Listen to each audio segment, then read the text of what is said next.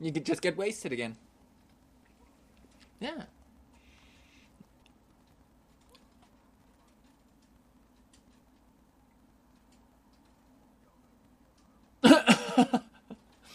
Okay. Oh no. Okay. What is it with relationships that you gotta meet the needs of another living person? Dear God. Okay, so when we start, I'm going to do a little intro, and then I'm going to take a second to update people on Shane. So what I have is about 2.5 minutes that you're going to listen to me talk before I actually introduce you, which is going to seem like an eternity to both of us. And then I will introduce you. So, yeah, you can hit record on Audacity anytime. I don't care. I'm not too much of a stickler about how much junk is recorded at the beginning. All of this is recording on TS too, but I can always cut it out. I'm the one editing, so okay. Yeah, I'm the one editing it, so it's not like I'm making somebody else's life more difficult. It's just me. So yeah, exactly. Okay, perfect. All right, so I'll get you to give me a clap on your end. Excellent. That helps me align the audio track if you didn't know. Okay. Trained seal. Yeah, okay. Alright. Yeah, they are cuter. They are cuter. So maybe you're right. Maybe you are a trained monkey. Okay. Yeah. Alright, here we go. Alright, welcome to the Total Stickcast. My name's Paul Johnson. I'm a freelance writer, author, vlogger, creator of the Total Stick Show, and all kinds of other things. You can head on over to everythingpaul.net to get an eyeful of all of that. And before we get started this week, I'd like to take a moment to say that I have seen Mr. Shane Hoopfer recently. And as many of you probably know, he had a very serious operation at the end of August, and he's kind of been missing in action ever since. Needless to say, things didn't go quite as planned with that. And he actually had some very serious complications. But with that said, it's totally very important to him that you guys know that he is coming back. It's just that recovery and rehab is going to be quite a long trail from where he's at right now. You can keep on our Facebook for a little bit more information on that.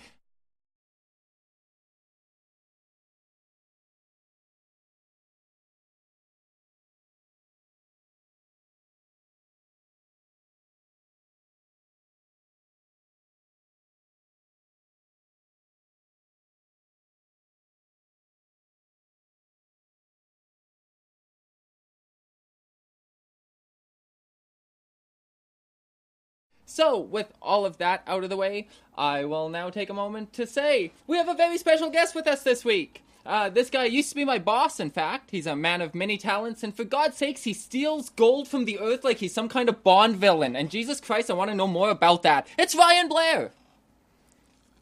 Hi, Ryan. Yay! Woo! Hey, how's it going, Paul?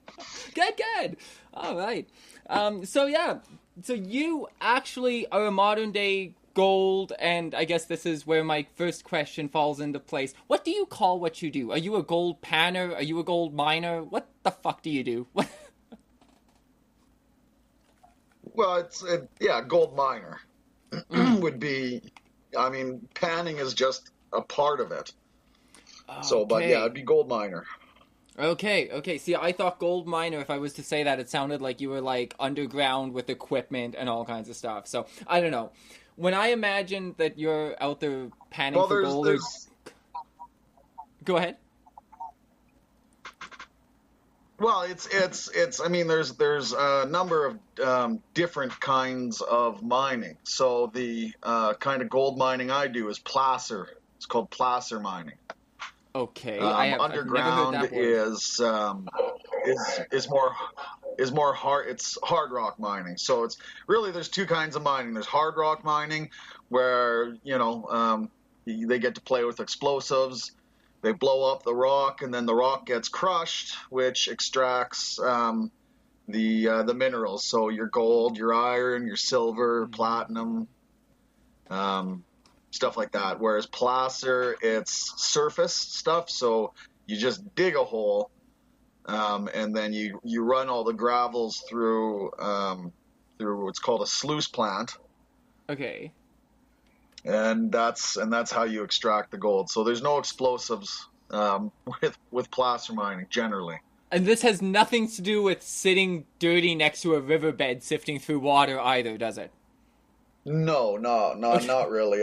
No, I Because mean, that's my mental image when I think about going out there as one person and looking for gold. I just imagine you're like sifting through a riverbed somewhere.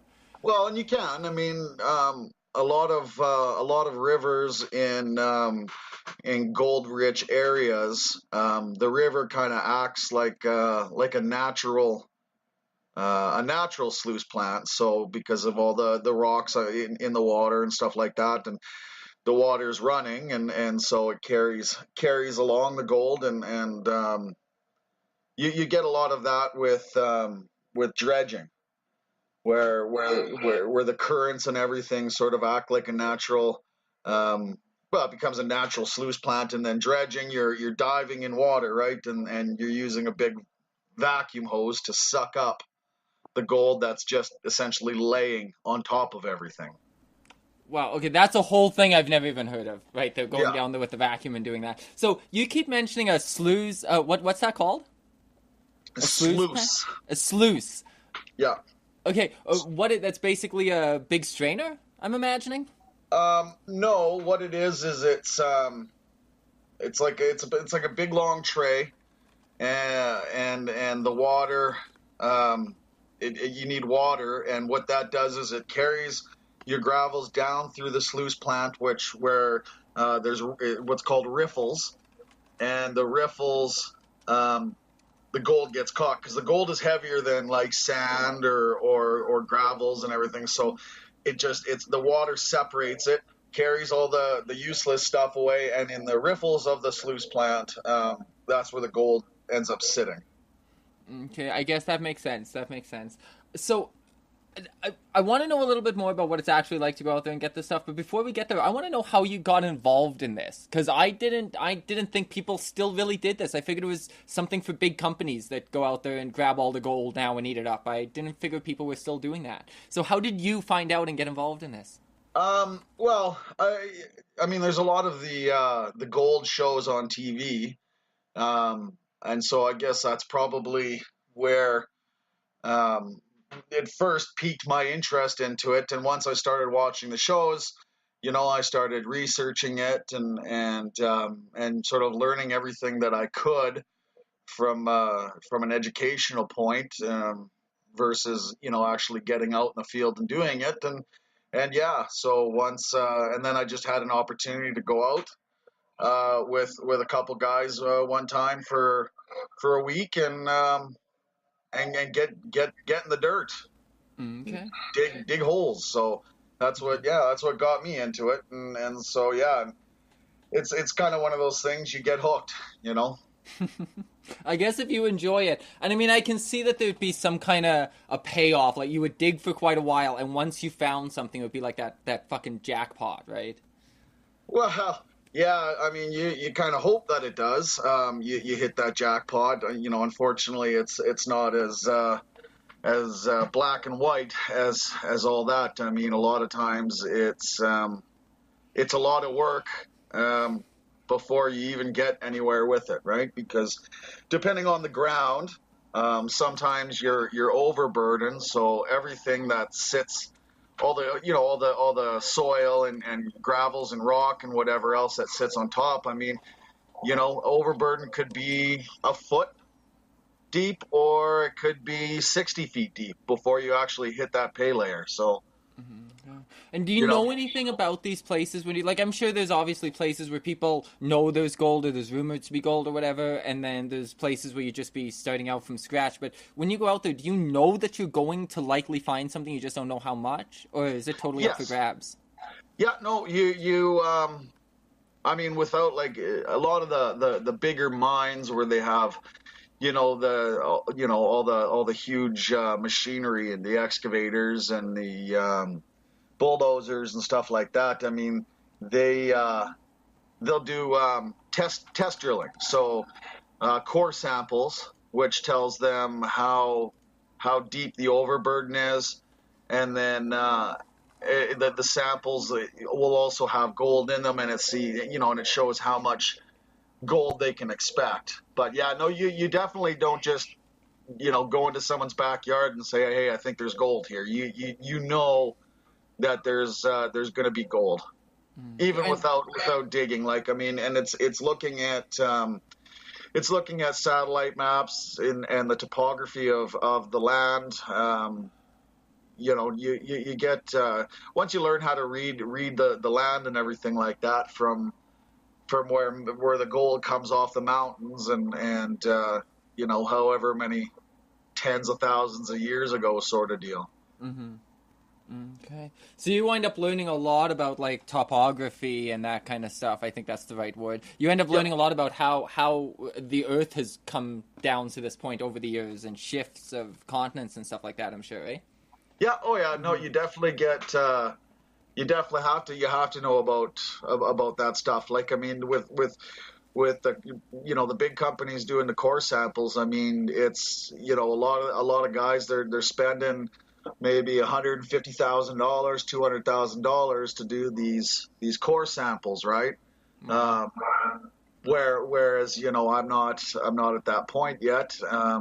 So it's without the drill samples and everything, yeah, you definitely have to be able to look at the maps and read the land and see sort of Okay. what it's done over the years and where the best deposits of gold should be and stuff like that. So okay, you've mentioned the big guys a couple times, but like, so are these large corporations to go out and it's just that they're sharing the data on this with normal people, or are these people that started out like you and have kind of grown into being their own little entity out there? Like, what is that?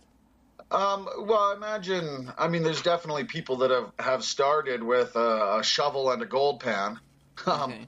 and become something, right? I mean, back in the days of the gold rush in the Klondike and stuff like that. I mean, that's really what it was, is guys with shovels and pickaxes and,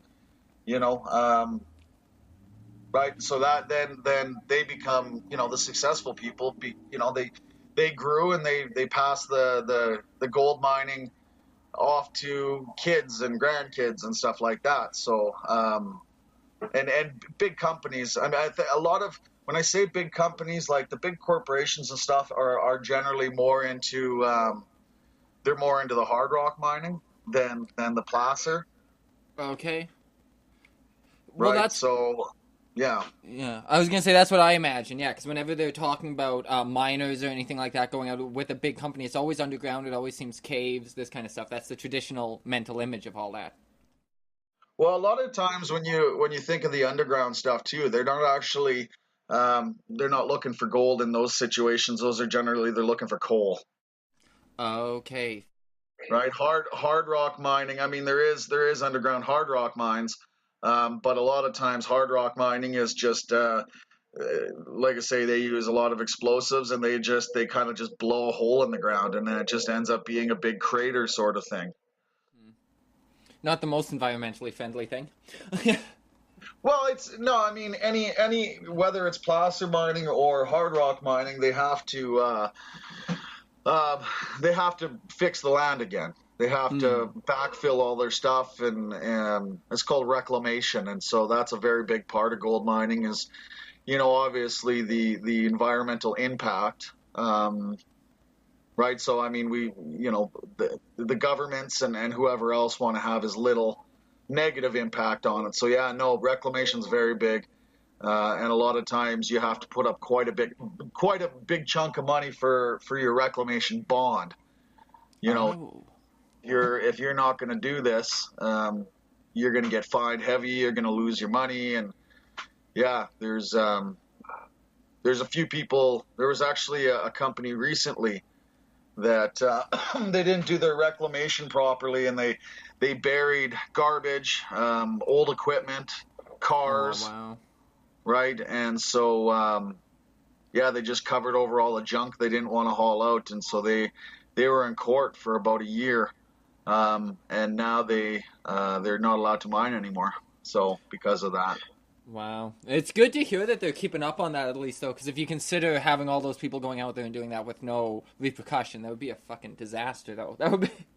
Well, no, and that's the whole thing. I mean, when Mm. you come into these areas, like they're generally, they're not down the street from a Walmart, right? They're in the middle Yeah. of the bush, middle of a mountain range, and so they're natural habitat to the wildlife. The bears, wolves, deer, whatever else, right? And Mm.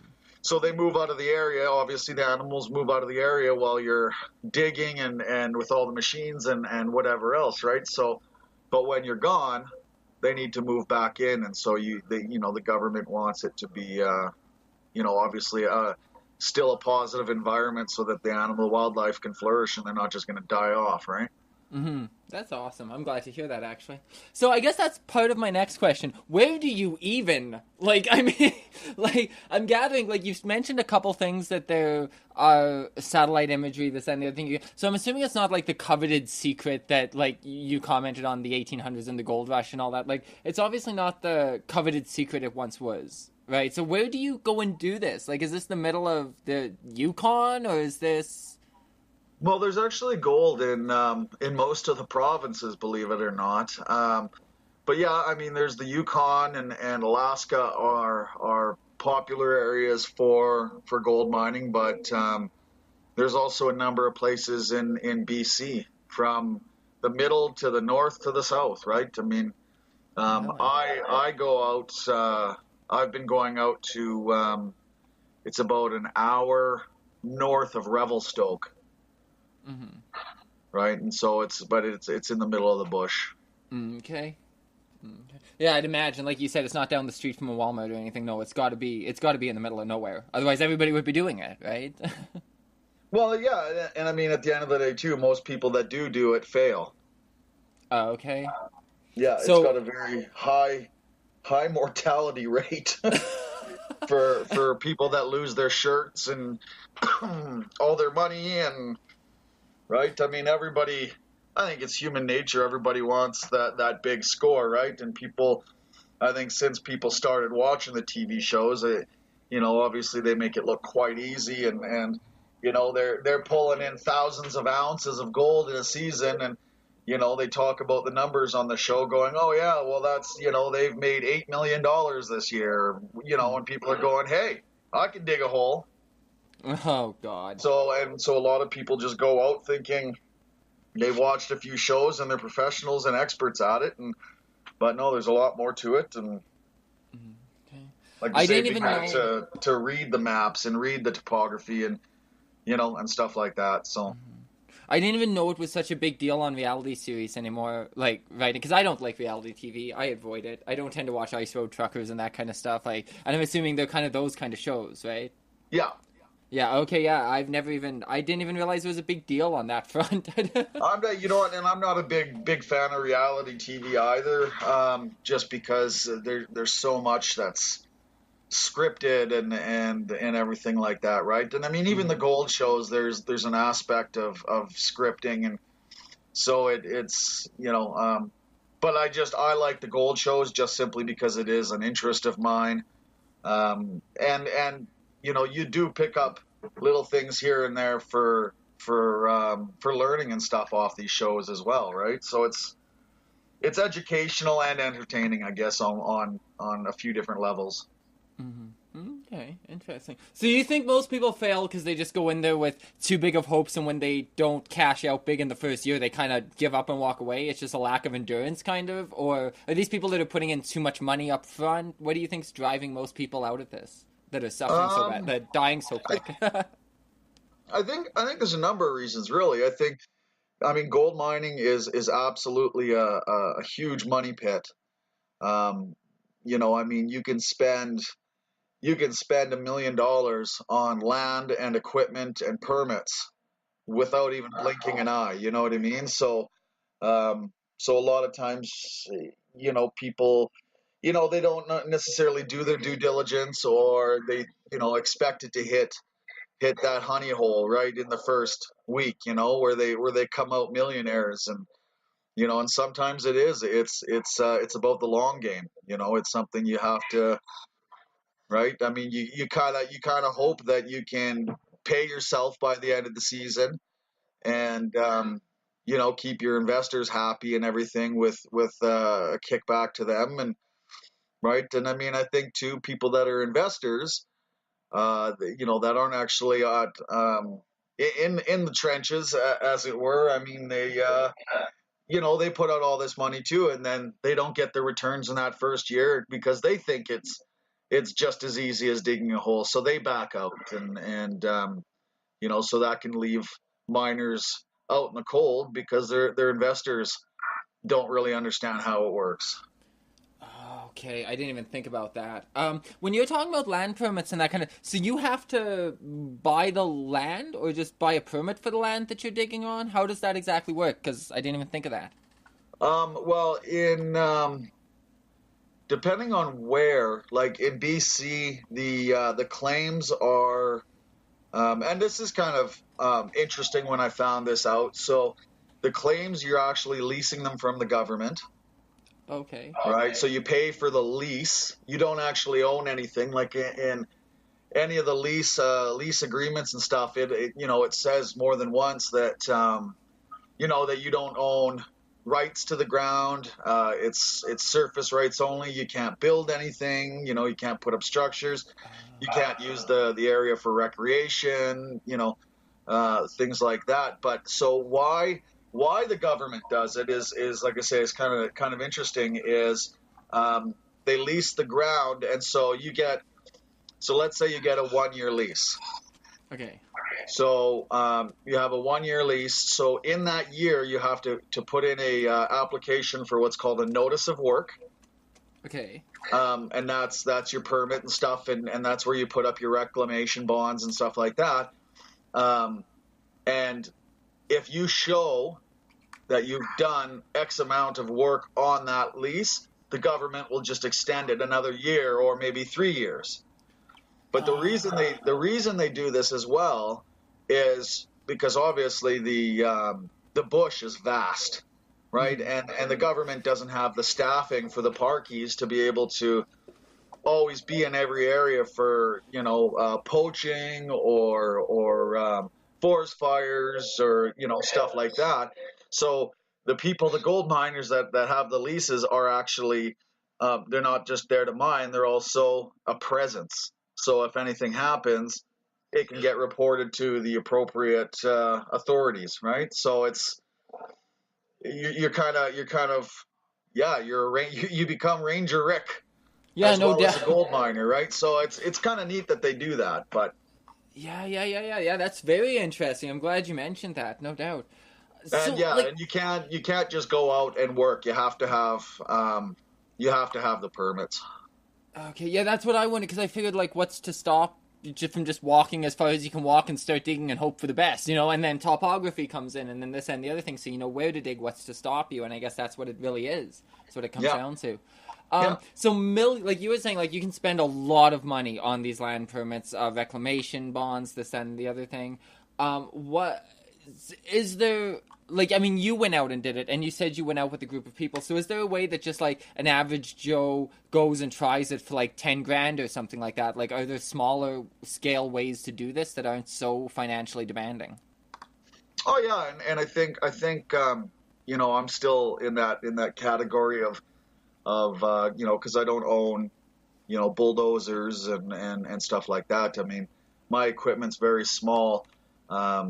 So I mean, 10 grand can definitely is a good start to go out and yeah, I mean, you still need the permits and everything, but even well, maybe it depends. It really just depends on the land. The leases are generally, the claim sizes are generally, what is it, 500 square meters, Oh, okay. give or take. I mean, that's BC, anyways. I don't know about up in the Yukon and stuff like that, but and I know that they have different rules as well up there than in BC, but. There was two claims that I was looking at this year, and they belonged to a different guy, and I was just going to work the land, and he would, we work out a deal. He gets a certain percentage of the gold and everything, but Okay. he wanted me to put up the bond, and for the two claims, each claim was $20,000, Okay. right? So. That's yeah. That gets expensive, no doubt, Well, the government's really cracking down hard on these reclamation bonds because like I said, I mean, it's people are coming in and they're disrespecting the land. They're pulling out, they're raping the land of the precious minerals, and then they're not doing their reclamation properly, right, or at all. So now they're saying, they're asking for bigger bonds, so that people aren't. Because you're not going to walk away from $40,000. Yeah, exactly. It's more worth it to call a couple cars out of there than to walk away from 40 grand.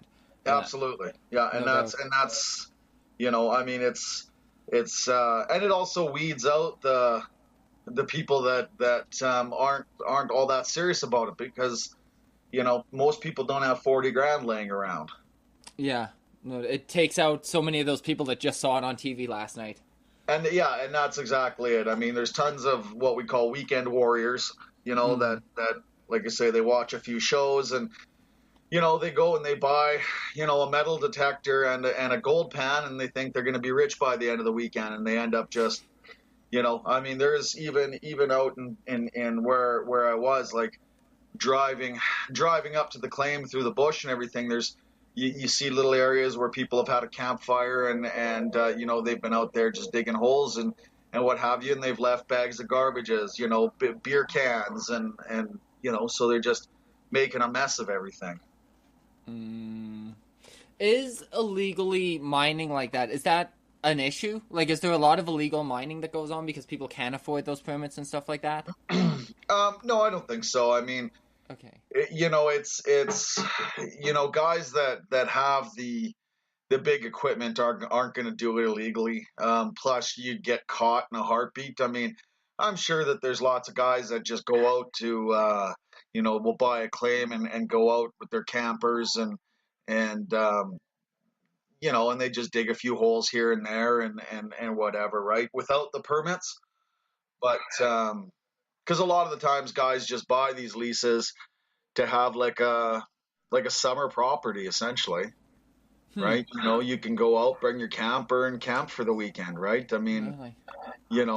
but if the lease is only, like I say, if it's a year lease and you haven't put in for a permit to do any work on the property, you lose it, and then it just goes back into the pool and goes up for sale.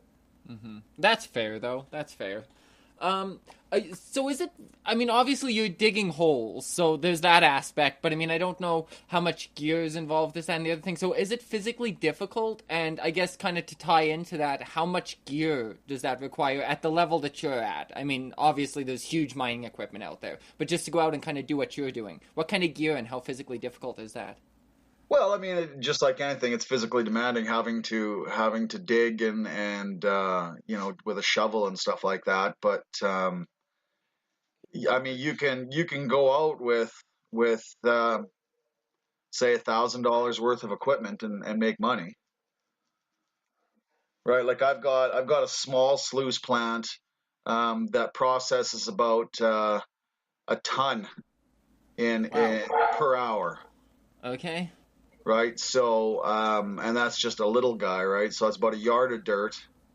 Um, so what we do is we dig the holes. We dig down until we hit the pay layer. So the excuse me, the pay layer, and then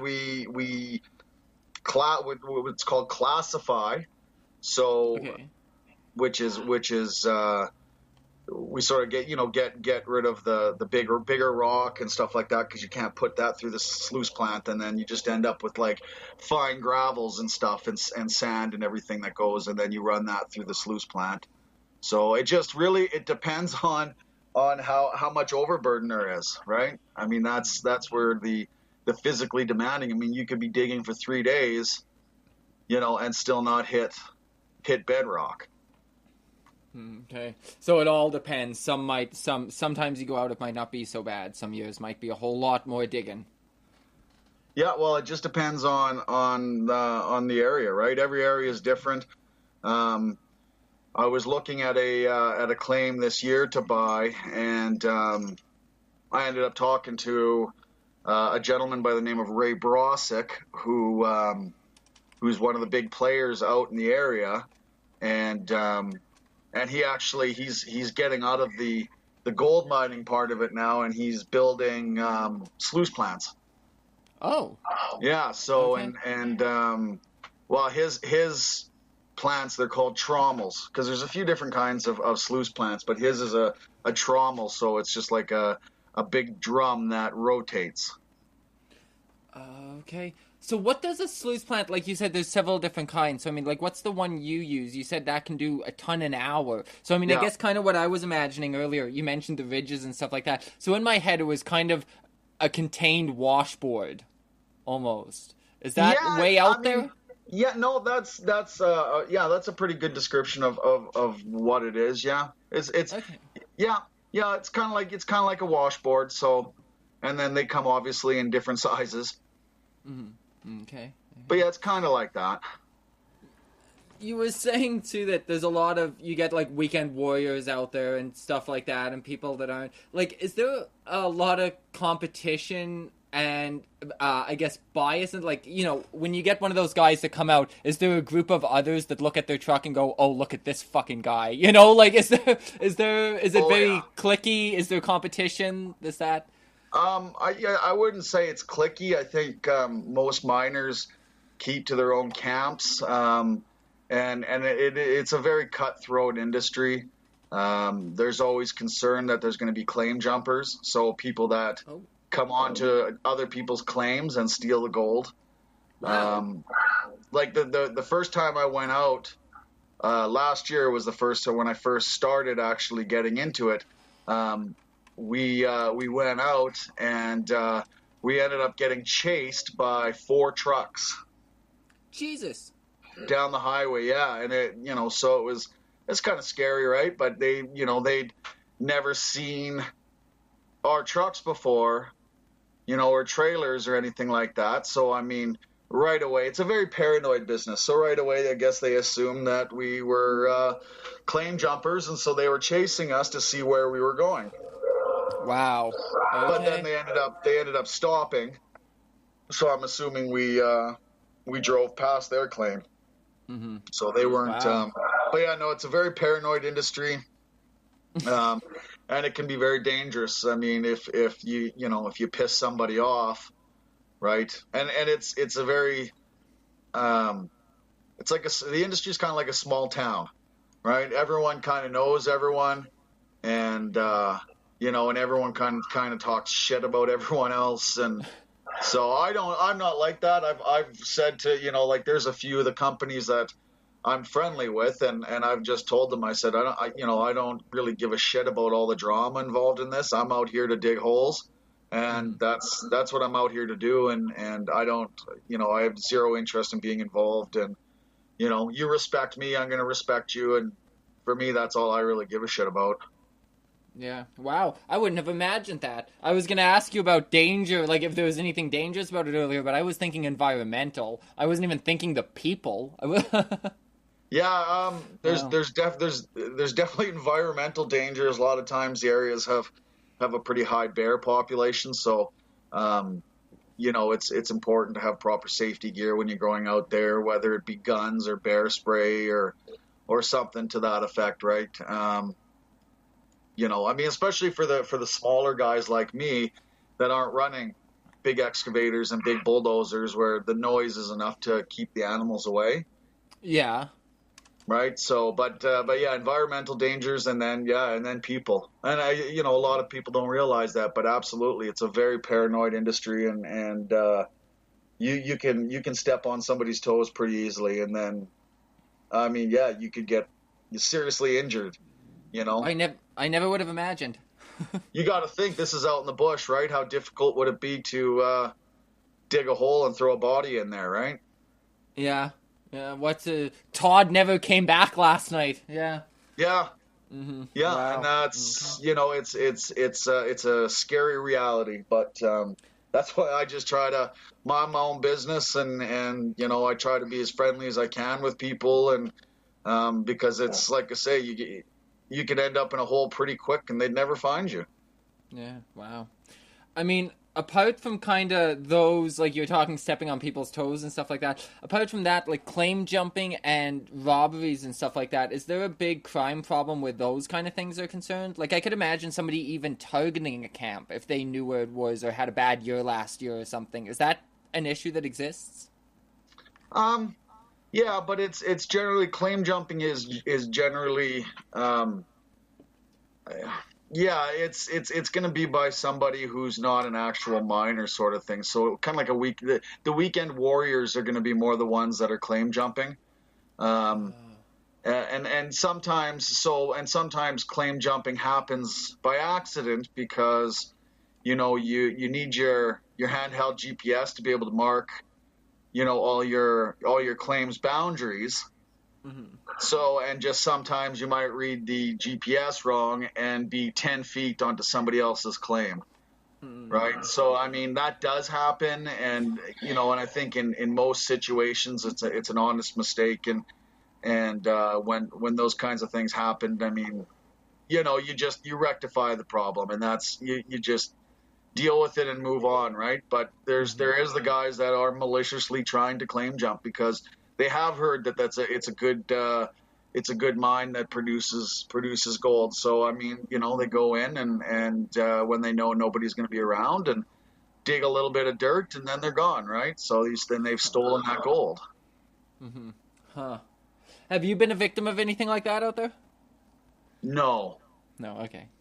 No, I haven't been. Not that I know of. I mean, I wasn't out last year. I wasn't out every day. I didn't spend the full season out there, right? So, I mean, but anytime I went to my claims, it never looked like anything was touched from when I had been there the prior time, right? So, I mean, Mm-hmm. Okay. and I would think for the most part, you're probably going to have more issues with claim jumping up in sort of more gold rich areas. Like up in Alaska and the Yukon and stuff, where guys are pulling out millions of dollars a year in gold. Mm-hmm. Okay. Is it substantially, and I would assume it would be, is it substantially more expensive to get a claim up in an area like that than it would be just buttfuck nowhere BC kind of deal? Like, yeah, well, it depends, because it really depends. Like there was a few operations up in the Yukon that I was looking at this year at the beginning of the season, and there was a couple turnkey operations. So you got your claims, and then you got all your equipment was there, and generally like a few buildings like a gold shack and sleeping quarters, a kitchen sort of area. They're around 300 grand. okay, Right, wow. and so which really isn't that bad of a price when you consider everything you're getting. But no, the price will vary based on how much gold the claim produces. So they base it by yard, so or by ton.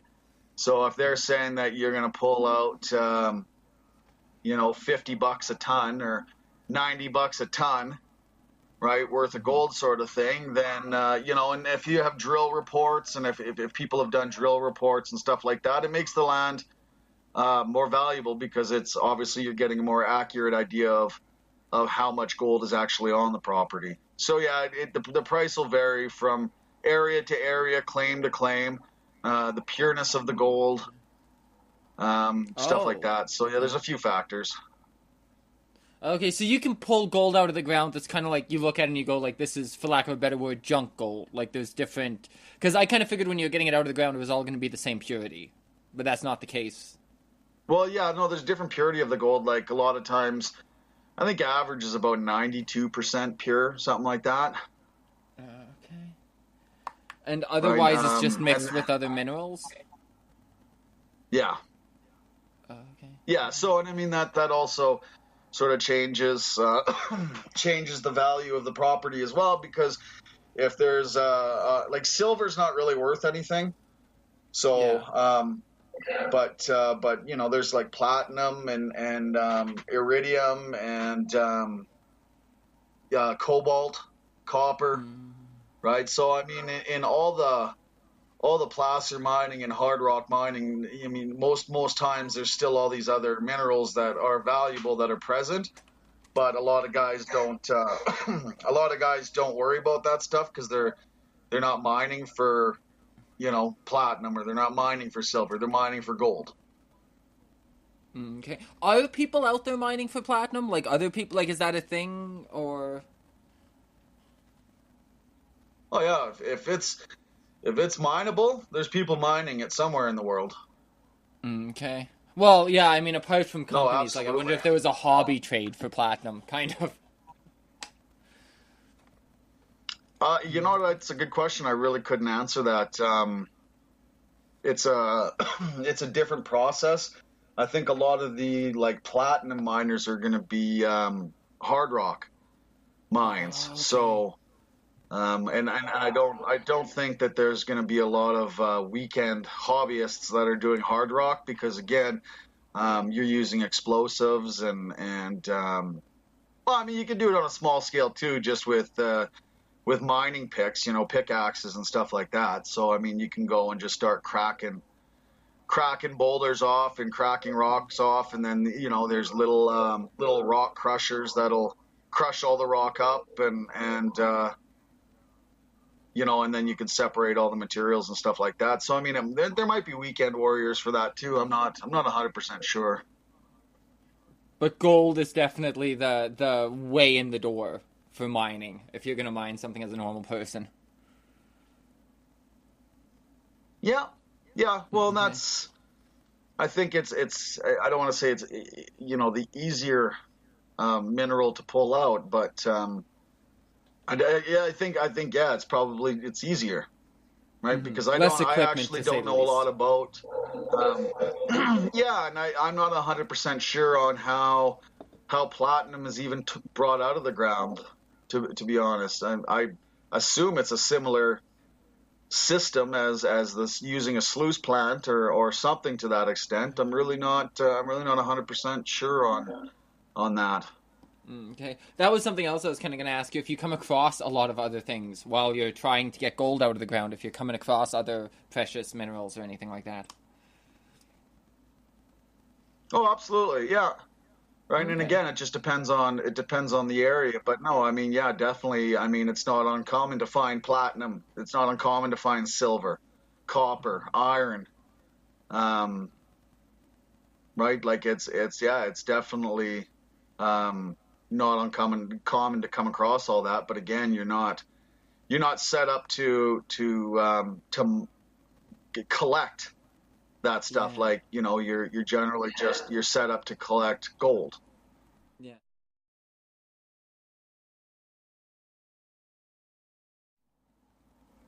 Oh, I was gonna say, is there a permitting aspect to that? Like, if you were to come across a large deposit of something else, would you be affected by the permits you bought to go in there in the first place if you tried to pull that out? Nope. No, Okay. because the permits and then the lease on the claim give you the surface mineral rights. So if you have the equipment and everything and you want to get gold and silver, well then that's fine. Okay. Okay. So you go in there, you get the gold out of the ground. Then I guess what do you do with it? You sell it, obviously, but is that part of kind of the package up there, or is that something you got to come back and find a way to do? What's that process like? Well, there's a lot of different gold buyers, right? So basically, you're pulling the gold out, and then and you clean it and everything like that, and then it needs to get melted.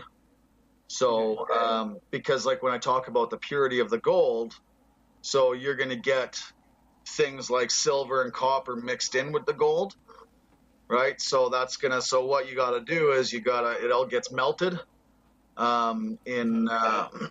in like a crucible or something, and then that separates, and then it gets poured into a mold, cools down, and then that separates the minerals, and then the rest of the stuff you just kind of you crack it off with a little hammer, and then you've got yourself a big gold bar, and then you take it to a gold buyer.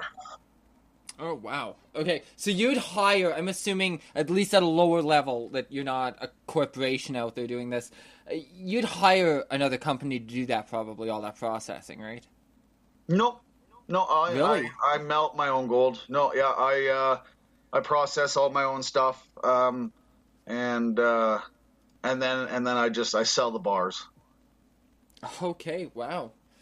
Is that an expensive process to go through? Because as you were describing all that, I figured like, wow, you're gonna have to get a lot of gold out of the ground on one of these to actually make it out of that with a profit when you're done refining it and everything. Is Oh, it an expensive process?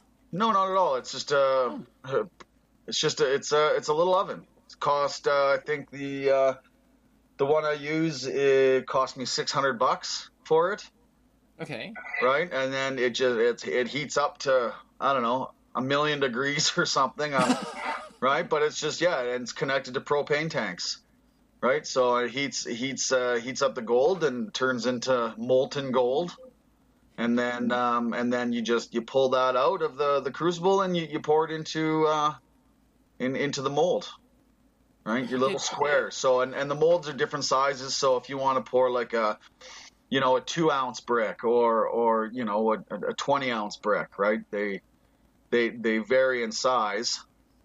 So you just pour that molten liquid into the mold, sits for a few minutes and cools down, and and then that's where it separates because the gold again is heavier, so it sinks to the bottom, Hmm. right? And then the other crap sits on the top.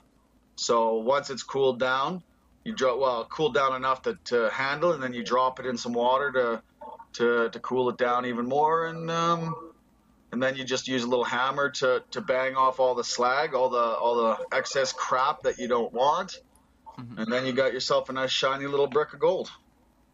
That is so much easier than I would have thought. The processing aspect of it.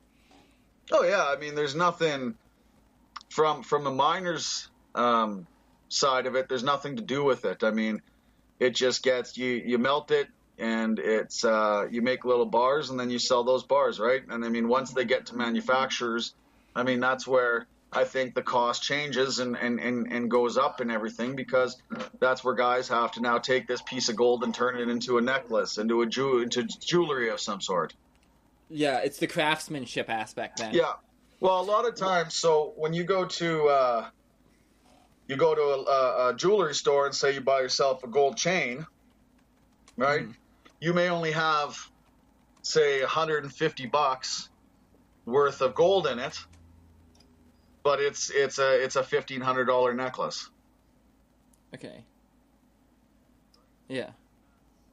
Well, and then that's the other thing they do with gold as well, is they mix in. So you know how you've got like the 10 carat and the 14 carat, 18, 22, 24, Yeah. right? So Yeah. that's where as well the processing stuff changes for the manufacturers, because now they melt it down and then they add in, you know, other minerals like copper and iron and whatever else to dilute the purity of the gold.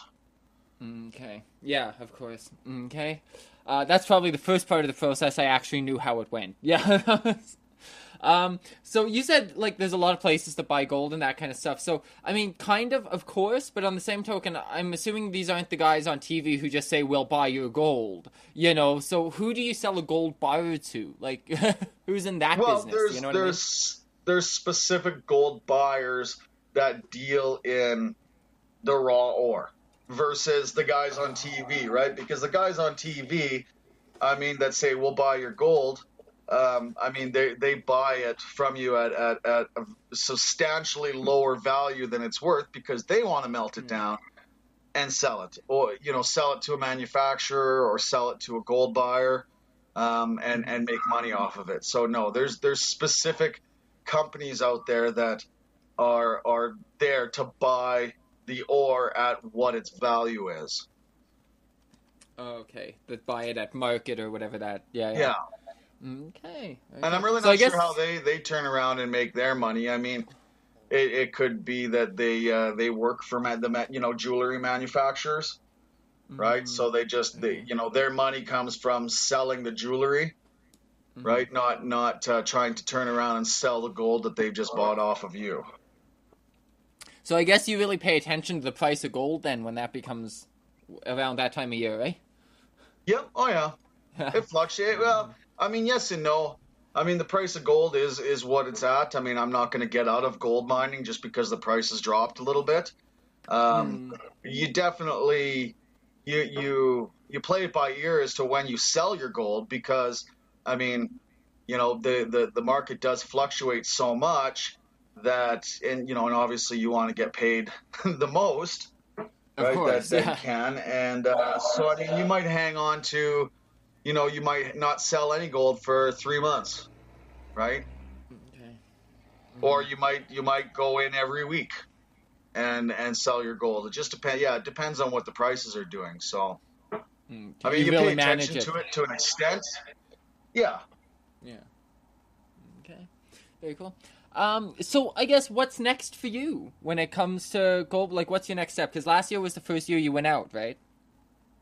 Yeah. Okay. So then, what's your next ambition? Well, I'd like to expand. I mean, right now we are looking for investors. Okay. So if any of your listeners want in or know somebody that wants in, I mean, they can get a hold of me or whatever. But I'd like to expand. I'd like to get, bigger equipment so that I can process more and I can, make, make more money. I mean, I'd like to have a sluice plant that puts through, 200 ton an hour, 150 ton an hour, right?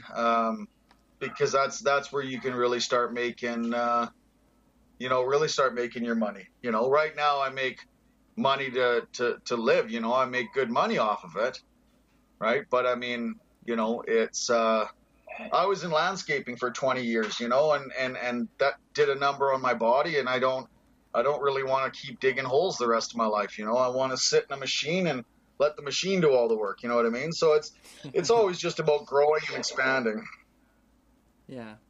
Okay. Yeah, I don't blame you. That's a good way to look at it, though. Trying to save your body. I don't blame you. Uh, so that's kind of your end game then. That was a separate question I had for you, but I think yeah, that's really your end game. You just want to expand this as far as you can, eh? Well, no, I mean, yes and no. I feel like I want to, there's a top, there's a ceiling for me. I mean, where yeah, I can certainly go past that, but then right, the bigger you do with anything, the more complicated it gets, the more hassles it is, right? Sure. Um, and one of the things, gold mining is very very difficult on equipment.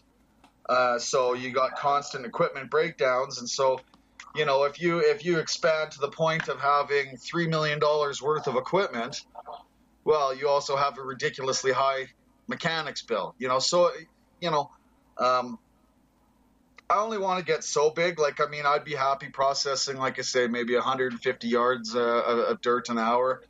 Where you need really like one loader, one excavator, one or two excavators, and a bulldozer, right? So, 5, 6 pieces of equipment. Yeah. Okay. So is this the kind of thing if you got big enough you'd have other people doing it kind of beneath you? Or would you always be involved in it hands on? I think I'd always stay with it hands on. I mean, it's fun. I love it, and yeah, it's just a lot of fun. I mean, again, you get to play with equipment. So, I'm a big kid, right? So you get to play with the big Tonka toys and play in the mud and stuff like that. So I think, I mean, I'm only 40 years old, right? So, I mean, I'd still be involved in it for quite a while, I think. I mean, maybe as I get older. It's also really a big part of it too, is it's also about building a team that you can count on, right? Okay. Because you got to find employees that, especially your foremen and stuff, they have to have the same passion for it, the same knowledge that I have for being able to read the land and, to get the maximum extraction out of there, right? Because if you don't know what you're doing, you can lose if the sluice plant isn't dialed in properly. You could just be washing gold right out the box, Oh, right? So that has to yeah. be set up properly, Um, digging in the ground, you want to make sure you're digging as deep as the entire pay layer goes, and not leave half of it behind.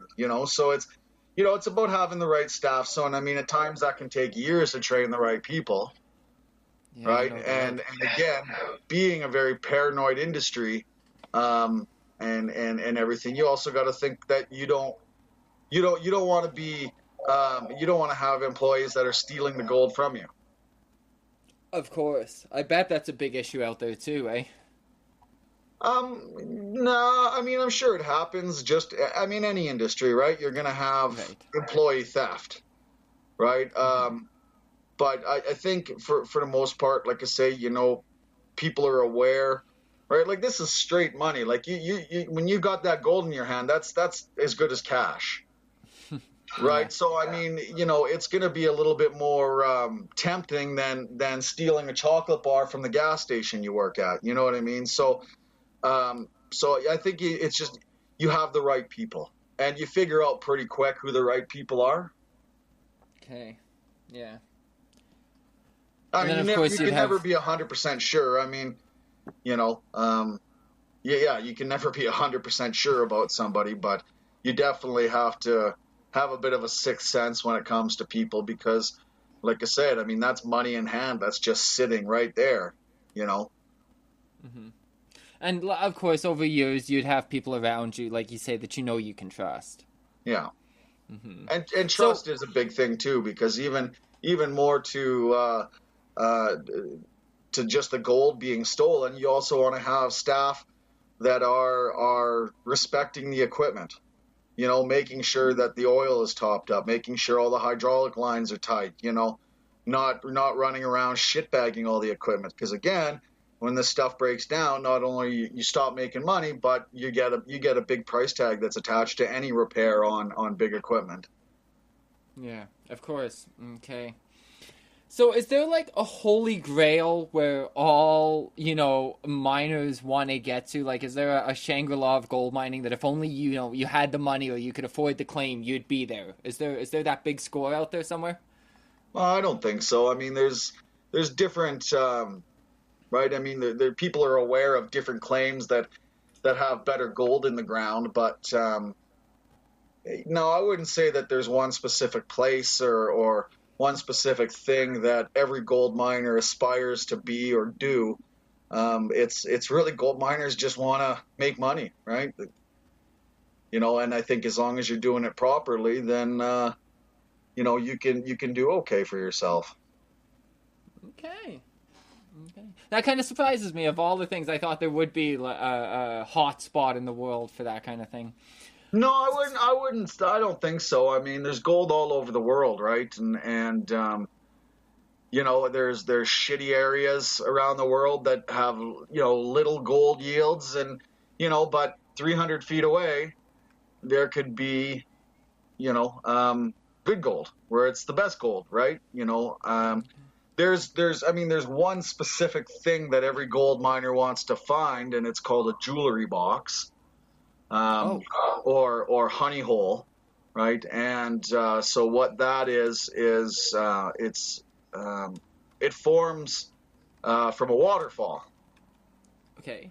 So the waterfall, right, is pummeling the earth underneath it, and it basically digs like a little hole at the bottom of the waterfall. And so a lot of times gold just it piles up and piles up and piles up in there, right? So I mean, miners are dependent. Yeah, I mean they're always looking for those kinds of things, right? Because I mean, you could extract millions of dollars worth of gold from a jewelry box in a day. Wow. So I mean, Okay. there's things like that, right? But Yeah. again, that's it's about knowing the land and being able to know where the old rivers were, and I mean, the land over the last million, however many millions of years, it's changed, right? I bet. Yeah. Right? A place where there used to be 100-foot waterfall, it's now flat, right? So, I mean, that's so yeah, guys are looking for stuff like that. Every miner out there obviously wants to find the most gold possible. So being able to come across something like that would be awesome. Okay. How far, like, I don't know what season, if there's particularly an on season or an off season, I'm assuming there is? Yes, generally, you know, end of April, May, right? It depends on the thaw. Like I think I Okay. was out. I went out when I went to go look at this claim. Well, it was 18 claims, and I was out there in June, and there was still like 3 feet of snow out there. Okay. So I mean, it depends on the winter, it depends on the spring, because obviously snow's got to be gone, but also it's the ground can't be frozen. Yeah, and of course the ground stays frozen for a long time after snow's gone. Yeah, so it's yeah, so I mean it really depends, and then generally again, I mean all this stuff is weather dependent, so I mean, but you're generally looking till middle to end of October is when it ends. Okay, so that season just kind of closed up here then. But I mean, if you go up to the Yukon and stuff, right? I mean, you only get about 3 months of mining in, 3 or 4 months of mining in, right? Because it's right. The permafrost is it takes an even longer amount of time for it to melt, and to be able to dig down and everything like that. So you could have sunny days for 2 months and still have frozen ground.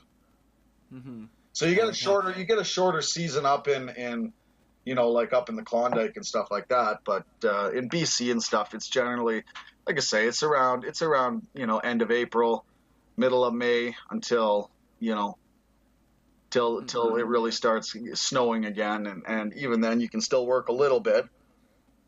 But yeah, usually around end of October, give or take. Does the length of the season in the area, does that affect the cost of the claim and stuff like that at all, or is there no mercy? No. Okay. No, claims. Like I say, the cost of a claim is generally based on if they've done drill reports, and they can say for certain how much a ton of dirt is going to produce. How much work they've done on to get those reports put together.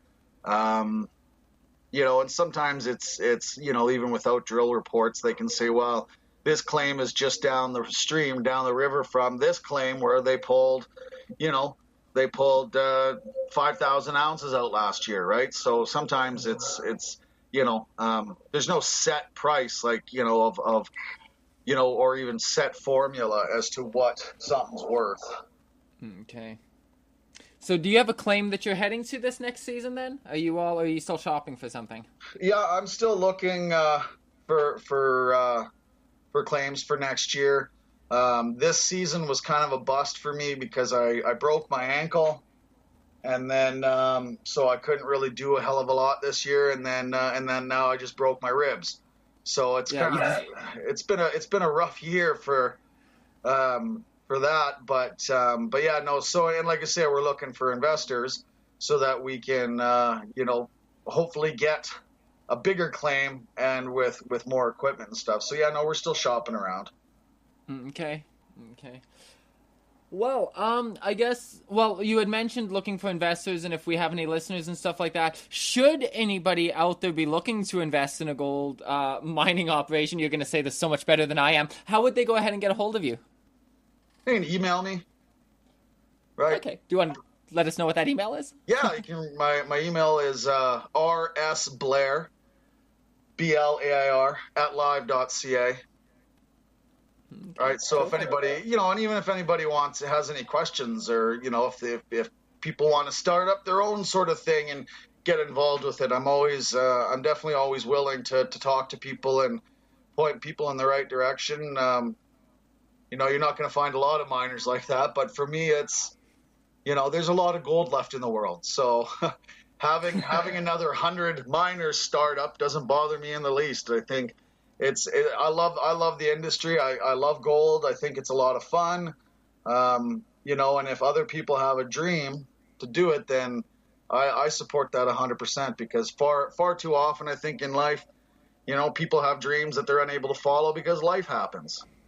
I was interested in this gold stuff for a lot of years, but I was married, and it just wasn't something that I was able to pursue it in my marriage.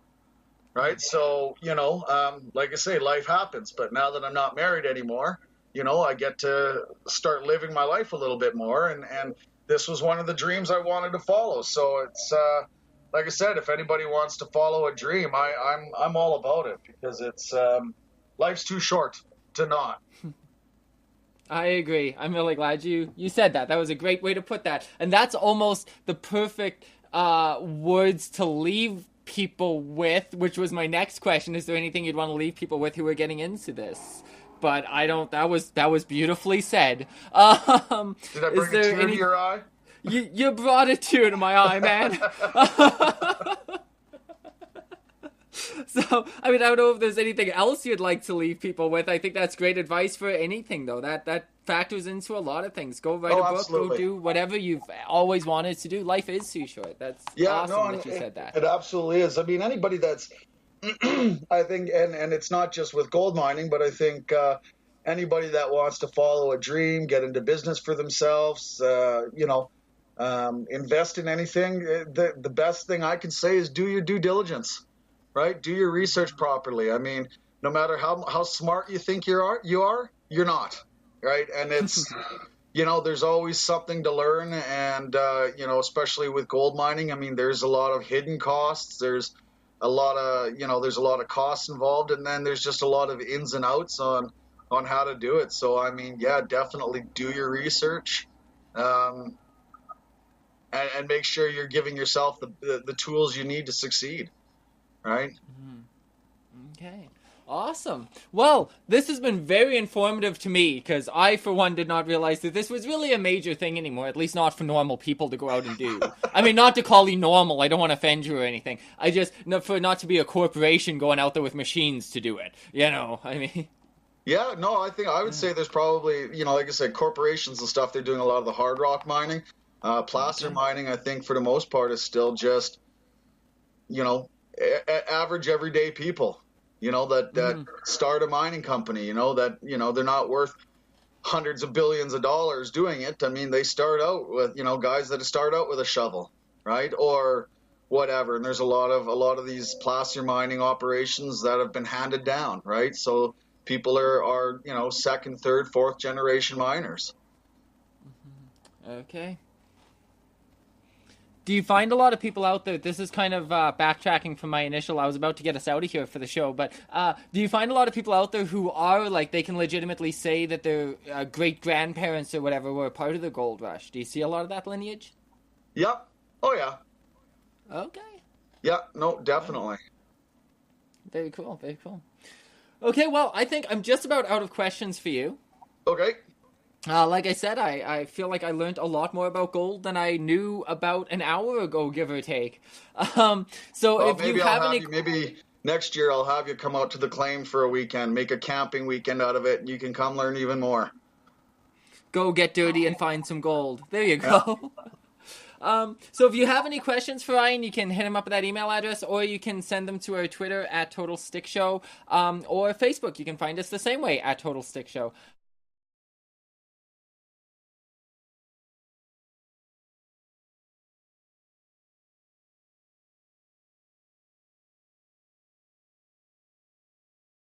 So yeah, so that's about it for us, and we have a tradition on the Total Stickcast. At the end of every episode, when we say goodbye to everybody, and you don't have to join me, I'm going to give you the demo run first. That's what everybody does wrong.